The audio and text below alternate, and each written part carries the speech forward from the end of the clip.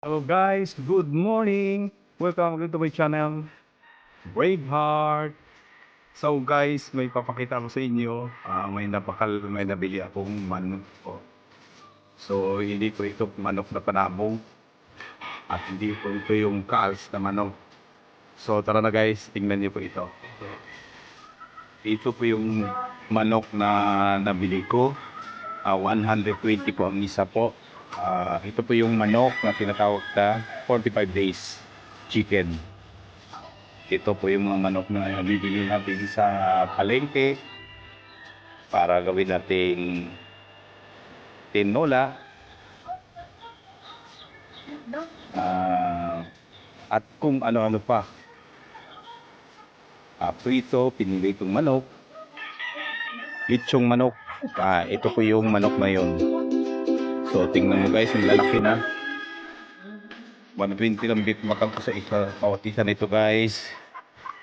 Yan. So mali, hindi mo namin tinatay kay katuka piraso to sila. 3 piraso itong nabili ko.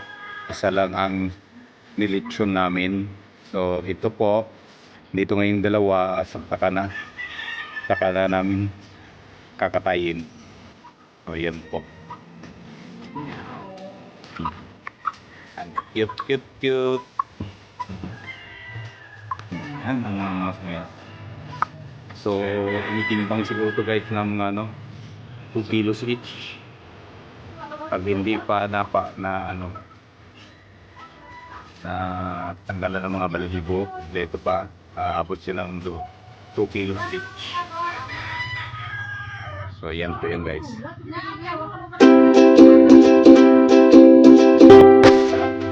Ay, sakay.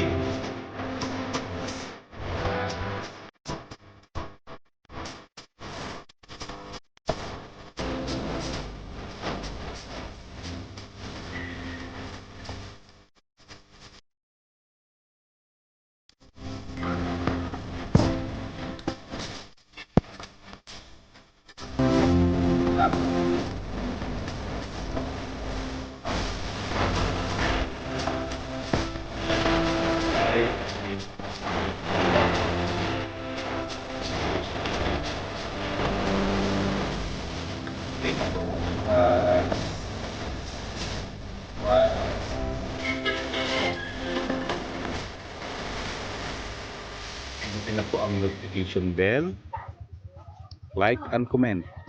Thank you and God bless. Bye!